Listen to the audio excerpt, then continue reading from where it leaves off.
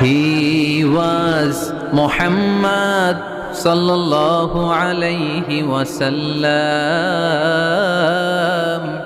Muhammad, mercy upon mankind, teacher of all mankind, Abul Qasim, Ya Habibi, Ya Muhammad, Ya Shafi'i, Ya Muhammad, خير خلق الله محمد يا مصطفى يا إمام المرسلين يا مصطفى يا شفيع العالمين.